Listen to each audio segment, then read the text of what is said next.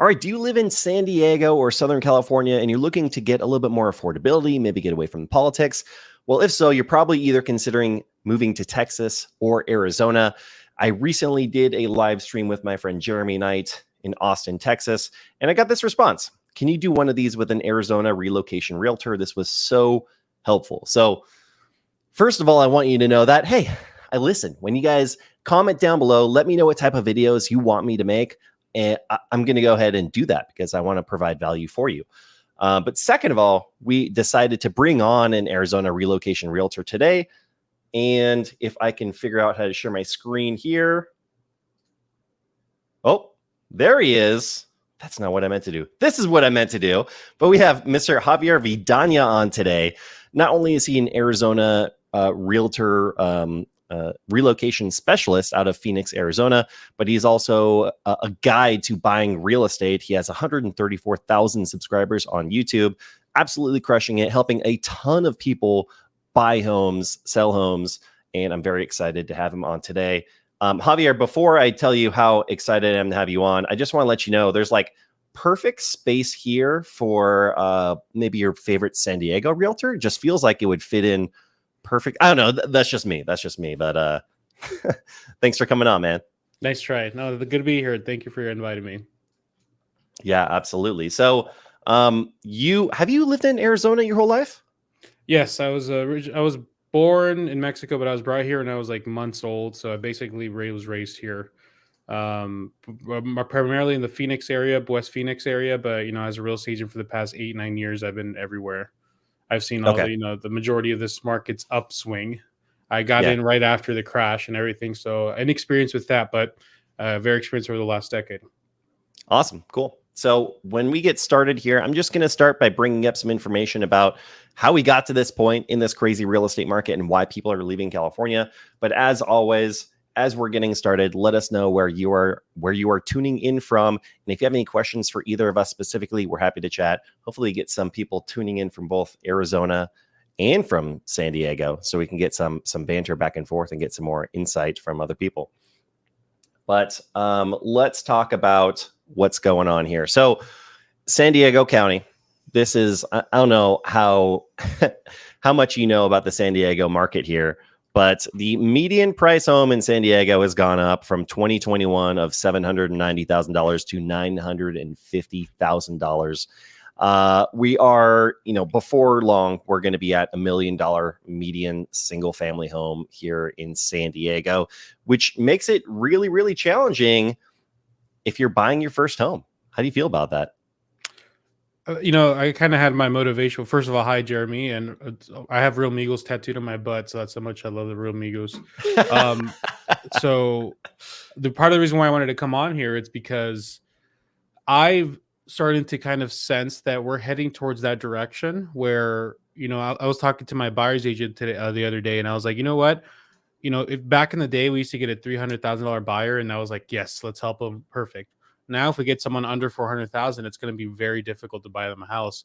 And it just, at first, I'll be honest, the first week or two, I was really disillusioned. I'm like, man, this is like really sad. But I looked at California and I'm thinking there's successful Californians in San Diego, like realtors in California and San Diego and LA. So my question, why I wanted to come on here is yeah, it sucks that things are getting more expensive, but yet people are still buying. So what is the criteria in areas like San Diego for people to be homeowners? Like, because obviously home ownership isn't available for everybody out there. Yeah, I'm coming from the time where home ownership was available to anybody with a decent, like at least somewhat of a decent job, and not even savings sometimes. A little bit of savings, you have an okay job, 2 years, your home ownership is available to you. But it seems like in Phoenix now, home ownership is only available for the select few. And it's starting to kind of resemble what you're describing in San Diego. So it's been like that for a while for you guys. So how do you cope with that? Like having to tell so many people no? Yeah, it's really tough. I mean, when I started real estate 5 years ago, I started by running ads about homes you can find in San Diego, single family homes you can find in San Diego for $400,000. And now if someone calls me and says, Dan, I'm looking for a single family home, 3-bedroom, 2-bath in a nice neighborhood, and my budget is $750,000, I would say, I will do everything I can to try and help you find that home, but it's going to be really challenging. I mean, really, it's more like even 850, 900, getting close to $1 million is going to be tough for a nice home, move-in ready home in a nice neighborhood with 3 bedrooms and 2 baths. So it's not easy being in that situation, because I genuinely I'm in this business because I want to help people. But what's wild is that, well, for one, what's tough is if you are a first-time home buyer and you don't have equity from another property and you don't have money from your family, San Diego is going to be really challenging, especially if you want a single family home.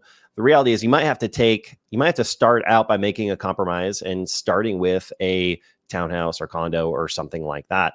But there's also people that are deciding to make the move because they want home ownership. They really want to become homeowners, and they're looking at San Diego and they're seeing, all right, $850,000, but that's up 20% from last year. It's still going up. We don't know when this is going to end.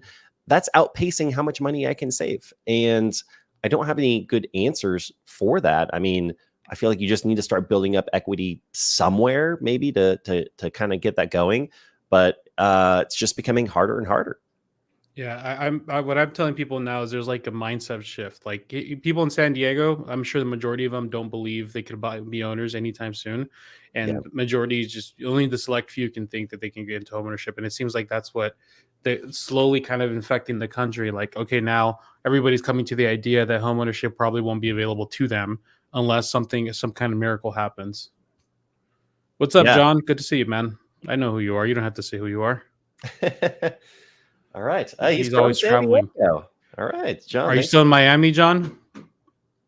Oh, he's from San Diego. So yeah, I guess we don't know where he's at right now. Jeremy Knight, what's going on, man? He was talking to, so he's a guy out in Austin, Texas that I was talking about from the last live stream. Great channel to follow. He was talking with a mayoral candidate last night on this channel, which was pretty rad. All right, Angie, watching from Pennsylvania. I would love to move to San Diego, but can't afford it. We're looking to move in Arizona. So that's exactly what we're talking about today. I think you signed in on the right day. All right. Some more stuff from Jeremy Knight. Oh, from Toronto, Canada. That's right. So Jeremy Knight's out at a real estate event out in Toronto, Canada for real estate agents that, do content like this. All right. So let's talk about a little bit more about what's going on. And then I think inevitably we're definitely going to get into this talk about affordability because it's a bigger conversation that I think we're both very qualified to talk about. So I'm looking forward to that. But when we're looking at California versus Arizona, people leaving California, this just came out in the last 24 hours. So California saw population shrink again. So 2 years in a row, the first 2 years in a long time that we've actually seen our population shrink. I think this last year was about 100,000 people. Yeah, 100,000 people in 2021. Based on the population of the state, that's about 3 people out of every 1,000. So I kind of see that, and correct me if I'm wrong here, but I would think everyone's group of friends, it's like one person or one family in your group of friends is leaving San Diego if you live in San Diego. So that's basically what we're seeing as far as people leaving. And the places people are moving to, no surprise, like I mentioned it earlier. So Texas is going to be number 1, and then Arizona is going to be number 2. And that's going to be, pretty significantly more than when you get to number 3 of Nevada. Cool. So now that we kind of talked about the reasons why people are leaving California, why don't we talk a little bit about your market out in Phoenix, Arizona? Let's say someone's moving from San Diego or somewhere else, and they're looking for, this is like the most common request I get is, I want a single family home, 3 bedrooms, 2 baths in a nice neighborhood. But like, how difficult is that, and what kind of price point are they looking at? What do you answer when they say that? In San Diego? Yeah, that they want a nice neighborhood. What do you say? Yeah, I mean, us as real estate agents, we can't, we have to be careful what we're saying because of fair housing laws and different things that. Good answer. I was about to call a fair housing violation on you. I know. I saw you looking at your phone and plugging in the number. You don't have to worry because this is going to be very safe for both of us. This is a safe zone for us today. Like, are you redlining? What is it called? The steering? You're steering clients? Well, actually, the nice neighborhoods over here. Exactly. I was about to report you. But hey, I mean, I'm sure you get that question a lot. So then what is your response to people when they ask that? I run away. I say I'm You're not gonna. I can't help you. I'm I'm sorry. not gonna fall for CFPB. So basically, I mean, first and foremost, I told them, nice area is subjective. But if you're telling me you Sure. want something built, in the last 5, 10, 20 years, with school districts that are known to be higher ranking, I would tell you, well, you have two options. You have East Valley and West Valley. So if you're looking at a Phoenix map right now, basically the west side of town, we're basically. Can I share? Oh yeah. So like on the west side of Phoenix, and there's the east side of Phoenix and North Phoenix and stuff like that. So East Phoenix is going to have a higher price per square feet, and Chandler and Gilbert are one of the most popular, bottom right, Dan, more popular cities in the Phoenix, Arizona Oh, area. yep. They're going to have, I think, an average price range house of like 500 to 800. So if you want to buy something decent there, you need to be 600,000 plus. Or if you want to go on the west side of Phoenix, it's going to be a little cheaper, but still you're going to have to be 450, 500 to get something decent as well. So I would tell them how much are you willing to spend. Unfortunately, there's still a lot of people that think they can come out to Phoenix and buy something decent for 350, 300. But the reality is our 3 to 350s are now our starter areas that need a lot of work, that are like in up and coming areas. That, for the longest time, 300,000 was able to get you in the West Phoenix, was able to get you in the East Valley. But people see it's like an idea that's slowly catching up to people, that they're realizing, holy crap, Phoenix has gotten too expensive. To be quite frank with you, Phoenix is not. I don't want to push this agenda that Phoenix is still a very affordable place to live. We're kind of blowing past that as every month passes by. We've seen our average monthly payment that we see now is $1,800 to $2,200 a month, which if you would have told me that 5 years ago, I wouldn't have believed you. Yeah. So if you're planning on coming to Phoenix, you I'll be honest, you missed a shot. But if it's going to continue to go higher and higher, I would recommend you get here as soon as possible, because I personally think we will be catching up. Maybe not to San Diego level, because you guys have that beach and it's hard to beat that. But Yeah. we're going to be pretty close, because there's a lot of jobs coming. There's a lot of great people coming here, and it's just only going to get worse and worse. So I have to ask, are these prices going up because of Californians? Because I hear that like in a lot of other areas. It's the Californians are moving here that are ruining everything. That was the idea that most people were spreading around in the beginning of the pandemic. But when that idea does come up to me, I make sure to correct people to say it's not Californians. It's there's a lot of corporate cash buyers out there that are buying up properties and turning them into rentals. There's people from all over the country coming here. So that once again, that was something you heard all the time, but now when I hear it, I make sure to correct it, because personally, I think Californians understand the struggle. They Yeah. understand how it is to truly not being able to afford that. If home ownership was a bullseye, they're used to having it be very far away. So to them, coming here, yes, things are still expensive, but the fact that the bullseye is now the whatever target range is now like not as close as it used to, but still closer, they still appreciate the fact that they become homeowners.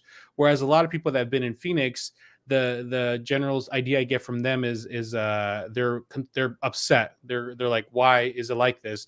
I wish I would have bought 5 years ago. This isn't fair. This isn't fair. And while they're throwing their fit, people from out of state that actually appreciate the values are coming and taking the houses from them. So no, I don't hear that anymore. And if I do, I try to correct it, because it's not the case. It always kind of cracks me up that I hear that a lot from other places, and then in San Diego, you hear, oh well, it's kind of the same thing, but obviously we're in California. We just say, oh, it's the Bay Area people that are moving down that are increasing the prices, which isn't 100% inaccurate, but like you said, there are definitely other factors. Now, I'm curious, and we can segue as much here as you want, but you're talking about financial or investors coming to your area and purchasing properties. Are you seeing that as far as single family residences? Because I know a lot of people talk about BlackRock and these different companies, and for the most part in San Diego, so far what we've seen is like large apartment complexes. That's basically what's been bought up so far, as opposed to single family homes from these companies. Yeah, BlackRock is a name that likes to be thrown around, but really there's a lot more of them than just BlackRock. And so like right now, if I were to pull up, and not all cash buyers are, but not all cash buyers are corporations, but all corporations are cash buyers, right? So Sure. let me just kind of show you some numbers here. So in the last 30 days, there's been 6,452 solds, and approximately 2,058 of them were cash buyers. So let me write that down. Can you share your screen on your end? That's a 32%. Yeah, sure. Let me do that real quick. I don't know if I have to give you. I'm not seeing any way to give you access for that. Yeah. Well, we'll figure it out for the next one if you can't. I got it. Oh, perfect. So 2,058 single family properties that have sold cash and other, which we use for cash most of the time. Let's remove the 3-bedroom, 2-bath. Actually, I'm limiting it here a bit. 2,572. So. And what are we looking on right now? Is this your local MLS or what are you searching from? MLS, all Phoenix, Arizona area. So Maricopa County, the general Phoenix range, out of 76, 74. So about 34% of houses have sold to cash. And FHA are the ones that are struggling the most because FHA, there's only been 495 of them. So, so if you think about it, you have about a 34% chance you're going to deal with a cash buyer. So 1 in every 3 houses sells to a cash buyer in the last 30 days here in the Phoenix, Arizona area. So if you see That 3 is houses, wild. if you see 3 houses, odds are a cash buyer is going to buy one of them. And then if you're an FHA buyer, which is the most probably the saddest ones, because they used to be so able, they used to be in a position where they were able to buy, but that's not the case anymore. And you can kind of put VA probably in the same category, unfortunately, too, at least so here in San Diego. 7% FHA, VA is even less. That's 429. Yeah. So unfortunately, not a great sign for first-time home buyers. Conventional is still about 51%. Let me see if that's the case.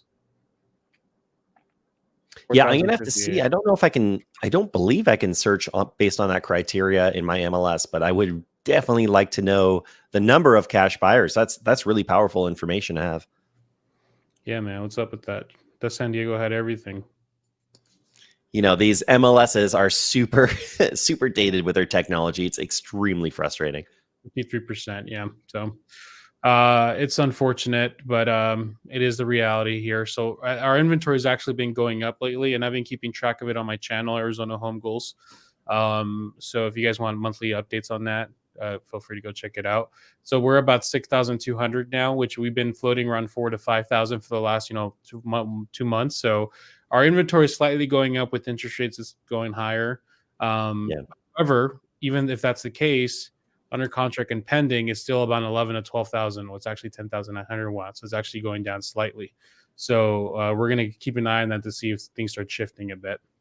What's the population out there? Good question. Let me Google search that. So, because I'm always curious to hear what active inventory versus population is. I know in San Diego County, 3.35 million people and only 2,000 homes for sale. Maricopa County is 4.485. Okay. And then Pinal County, which is the mostly east side, 400. Yeah, so 462. So let's say about 5 million. So 5 million, and you said around, do you say 6,000 homes for sale?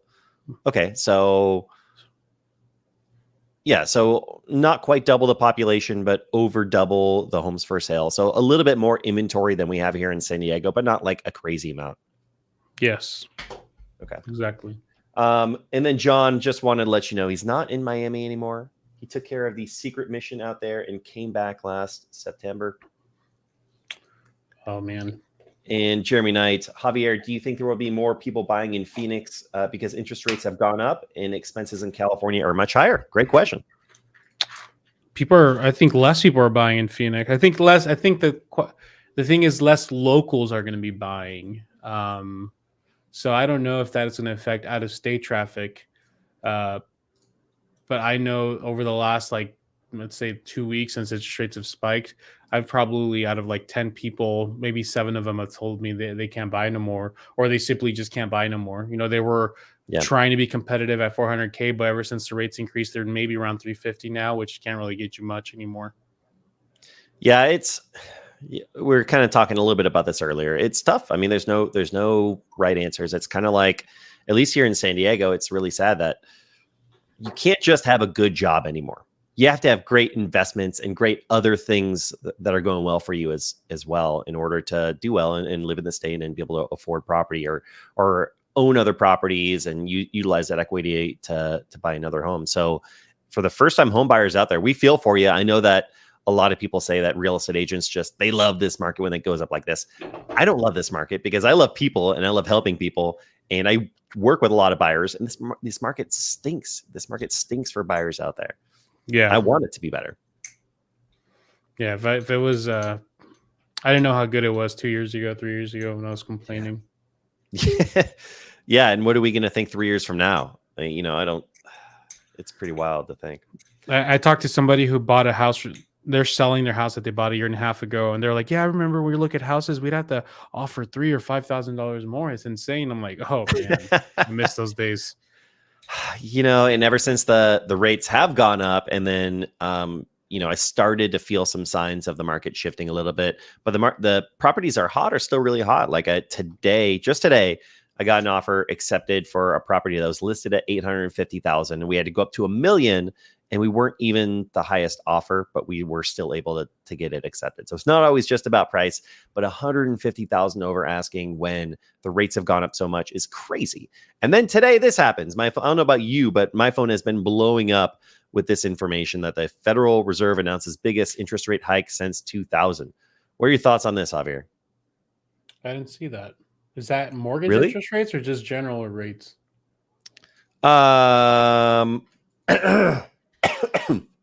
I think it's just general rates. But it half a percentage point. So things are going to get worse before they get better as far as interest rates. And I don't know how long it takes for this to get into effect. This just came in today, so I haven't really had time to research it all that much. Yeah, I mean, I don't think mortgage rates have been going up already. I'm not sure if this correlates with mortgage rates yet. Because if you scroll down, there's a chart, and it's been pretty steady. I'm not sure if that's, I've been reading a lot of Nietzsche lately, and learning about embracing who you are and not trying to be someone else. And I've telling my audience lately, I'm not the numbers guy. I'm not the Sure. Every time the Federal Reserve farts that they're going to make a 10-minute video about it. I'm going to be the guy that helps you kind of realize how to succeed in your home buying goals. I'm not here to analyze, little data like that. So unfortunately, I don't think I can give much thought on that because I frankly don't know. Yeah, I mean, I think that's some solid advice. A lot of times when people ask me, like something like this happens, I tell my clients, look, I saw this pop up. I'm not sure quite yet what it means because I haven't had time to dive into all this, and I'm not the numbers guy, but make sure to talk to your lender. If you have a great lender, they're good at communicating, they should be able to walk you through this and give you some expectations as far as what's going to happen moving forward. So when do you think the market's going to crash? I've been seeing your Facebook posts pretty lately. You're pretty aggressive on that. What's up? What are your thoughts on that? As well as anybody, you got to have the thumbnails that draw people into your videos. So when is it going to crash? I don't know. I'm just kidding. You don't have to answer that. No, well, I don't see a crash, and I'm waiting for things to start to change because it's been like the fact that home prices have gone up 20% year over year the last 2 years in a row is absolutely mind-boggling. And to think that if that happened again, we'd be at over $1.1 million for the median single-family home in San Diego. It's like, where's the end going to be? There has to be an end. And then we see interest rates go up way more than any of us expected. At least, most of us had expected. And there's talk about interest rate hikes again. That has significant impact on people's purchasing power. So you have to imagine at some point, it's going to start to affect the average home buyer out there, no matter where you're located. And I started to see some signs of it changing. And now I just don't know because the properties are still really hot. I mean, what are your thoughts on it? No, yeah. Regarding, when someone asked me when the market's going to crash, I'm like, man, I bet all the people a year ago that told me they're going to wait to buy to see what happens are regretting that right now. So just ask yourself, like, at the end of the day, I've always said buy when you're ready, and that's it. Like, there's nothing. Just buy when you're ready. and buy when your budget makes sense. And if you didn't do that, you're trying to. I had an email the other day. Someone sold their house a year ago because they were sure that they were at the top of the market, and now they've been looking for a house for the last year. They haven't gotten anything. So, all these people on YouTube keep saying the market crashes every freaking week, and Yeah. if those videos are meant for investors, not for you guys. So at the end of the day, focus on yourself, focus on your own goals, your own budget. You'll be good. He's talking to you, Jeremy Knight. Just stop it. Just stop it with Mark. I'm just kidding. Not him. He's good. And he knows what I'm talking about. We love Jeremy Knight. All right, so let's talk a little bit about San Diego versus Arizona. I have to imagine you've worked with plenty of people relocating from California. What do people have to say about moving to Arizona? Are there certain things that surprise them about moving there? How it's very similar in a lot of ways, other than the lack of ocean. But same climate, same culture. Not climate's the cooler over there. Same culture, same vibes. There's areas that are rougher. There's areas that are nicer, and the freeways are way better here than over there, and I don't blame them. I agree with that because I've been out there. It's complete madness. But other than that, really, it's just at first it was how cheap it was, but unfortunately now people are more surprised. I get all calls all the time. Oh yeah, I'm looking to buy a house for $250 out there. Call me about 6 years too late, bud. So they're more starting to be surprised about how it's more expensive over here too. I have to imagine, even though the houses are getting more expensive over there, that they're still, for the most part, bigger and more bang for your buck than the types of homes that you're going to find out here in San Diego. Yeah, I bet if you're compared to what you're describing, yeah. A lot of the homes out here, like let's say you had $1 million to spend in San Diego. Again, 3-bedroom, 2-bath home. You're probably looking at 1,400 to 1,600 square foot property that was built in the 60s, 50s, or 60s, and is move-in ready, but maybe you might need some work over time. Yeah. All right. Besides price and besides the nice streets that you have, what are the benefits of moving to Arizona? Our property taxes are cheap. Oh yeah, that's what I was going to ask you. Property taxes. So can you describe that a little bit more? Like what can someone expect to pay property tax wise? If you get a somewhat okay house in a somewhat okay area, you're going to pay $1,500 to $2,000 a year. I think really at the end of the day, I mean, you actually can enjoy your success. I had somebody the other day email me that they make $167,000 and that they wanted to see if they could afford it in the Covina or something, some city near LA. And it wasn't possible in LA. That's like, it was barely qualifies them for 700, 800,000. It's like a rough area, rough house.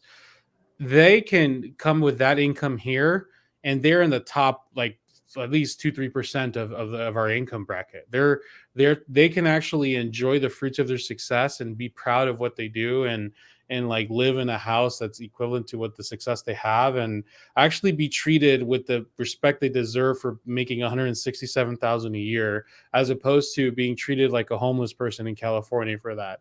There's a lot of people being disrespected by the house prices for, even though they have amazing jobs. They get disrespected because it's just how expensive things are. You can actually enjoy your wealth, enjoy your fruits of your labor, and buy something in what somewhat decent area. What's the income state tax like? Is it pretty low too? I don't know. It's a good question. I don't know the exact number for California, but I'm just curious if it's higher or lower. But our property tax isn't actually too bad for San Diego. It's usually around somewhere around 1.12%, something like that. So it's nothing crazy. And then we also have kind of some regulations in place so that your property tax doesn't increase like crazy over time. I know that's a huge issue out in Austin, that property taxes, there are new assessments every year. So the property tax in some cases have like pretty much doubled year over year. And they all of a sudden have this crazy new property tax. So it doesn't sound like that's the case for either California or Arizona. Yeah. And then what about if someone's looking for a home out there and they're fairly well qualified? How long can they expect that process to take? Is it really, really competitive? Yes. So you still have to, well, lately it's been a little less competitive, but you still got to do shortfalls, 5 or 10,000. If you can be more creative with your inspections, great. I don't think you have to necessarily waive your appraisal. You can, like I said, do gaps. You don't have to waive your inspection. You can do something called what I call an inspection cap. So something like, instead of waiving your inspection, you say we're not going to ask for any repairs that don't exceed $500 or something like that. So that way you don't ask for little stuff. Just being very creative with offers you make. And if you're here trying to be like some kind of numbers genius and offer less every house, you're not going to get any. But if you're here and somewhat are competitive, then you shouldn't take that much. Yeah. Maybe let's say 2 to 4 weeks. Yeah, I mean, it really can vary so much in San Diego. Like, I have two clients I was helping at the same time right now. One of them got their very first offer accepted. The other one, it's taken about a month and a half, and we finally just got an offer accepted today. And that's with competitive offers. So it kind of depends on how many homes you're seeing every week that you like and that you're willing to put offers on. Sometimes we're in situations where we'll put multiple offers on multiple properties in one week. But I think over the course of the year, I'm at about a 50% success rate on offers. So as long as you're putting an offer in every weekend, you should be able to get a property within the first 2, maybe 3 weeks. How do you know your ratio so well? When it's like not a good offer, you just tell your client, hey, don't make this offer. I don't want you to ruin my ratio. No, well, look, there definitely is the education aspect of it, which you're big on. You do a lot of education for people. There's no point in, like, let's be honest, I don't want to waste my time, but I also don't want my clients to waste their time or get their hopes up, because everything starts as a financial decision, but then once you get into it, it very quickly gets into an emotional decision. And so what I find is my clients put an offer on a property, even if they know there's 10 other offers, they're getting emotionally invested on that home. So I look at it in the sense that them as my clients, it's my job to educate them so that they know, like, realistically what they can get their hands on, and not waste their time or waste their emotions and energy on properties that are unrealistic.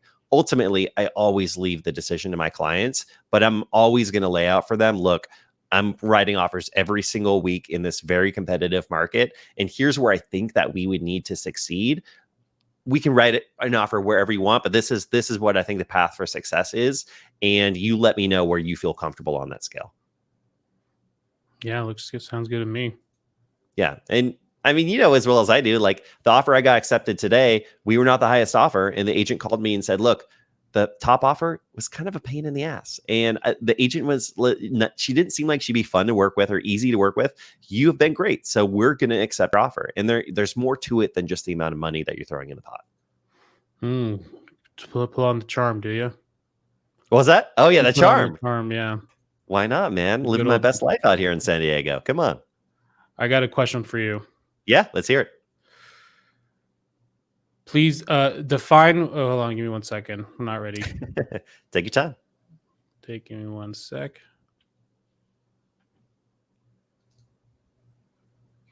Almost. Give me 1 second. How long have you been a licensed real estate agent for? I've been a licensed real estate agent for 5 years. Okay. We'll see if that's the case. Let's see it. Hold on. Damn it, I lost it. Give me 1 second. Are you home snapping? What are you doing over there? I am. I'm going to give you a question from the National Real Estate Test to see if you actually know what you're talking about, okay? Okay. This is a federal law that prohibits price fixing for commission. No local real estate board can create a standardized fee. What is the name of this? What is the name of the board? What is the name of the rule? The federal law that prohibits price fixing for commission. I don't know. Yeah, I don't know that. Sherman antitrust law. Oh, yeah. Yep. Someone I remember that back when I was taking my test. Someone remove this. Remove your license. What is the person you represent as an agent called? The person you represent as an agent. Your fiduciary? Principal, that's right. That's 02, man. For anyone that wants to get the real estate, what kind of agency is this? What These are the things that you need is to learn for the test. agency that represents the purchaser, who is the principal, and the Yep. seller is the customer? What is this? When you're An agency. representing both of them, The purchaser. when you, I don't know, man. I don't Buyer remember any of these. agency. Oh yeah, buyer Oh, agency. I wasn't going to say buyer. I was trying to throw you off. I thought you were going towards dual agency. No. That All would right. have been a sexy term to throw out there. I'm going to call the California Real Estate Commission and get your license removed. That's fair. So if you need to buy a house in San Diego, we will find someone better for you. Probably Bern McGovern. He's a good person to call. Well, I appreciate that. That was fun, and thanks for making me look like the worst agent out there. I think you can ask any realtor those questions; they won't answer them. Yeah. So when you want to become a real estate agent, you have to learn all these different things, and it's just like you're back in college and you're just cramming for a test. You get through the exam, and then there are all these things that you're never going to have to speak of ever again. So yeah, I do. You saying all those things, brings flashbacks of having to take this exam. That Sherman Antitrust. So you have standardized commissions down there, huh? Did I say we have standardized commissions? No, I'm just joking. Yeah. No, you're really trying to throw a wrench in there. All right, Javier. Well, let's end this with, is there anything else that I should have asked about relocating to Arizona? I mean, from California or from anywhere else that I haven't asked already? You want to make sure. The biggest challenge I see is the employer switch. A lot of people just assume they're going to have the same paying job and the same employer if they move to another state. Odds are, if you're moving to another state, even if it's offered by your employer, that position, you're probably going to get a price reduction. So make sure that you create your budget and create the type of house, you find out what your monthly income is going to be before you make any key decisions on moving to a state, because there's no guarantee you're going to get the same exact income. So please verify that with your employer first. Please verify all of that before you even think about moving out to another state, including Arizona.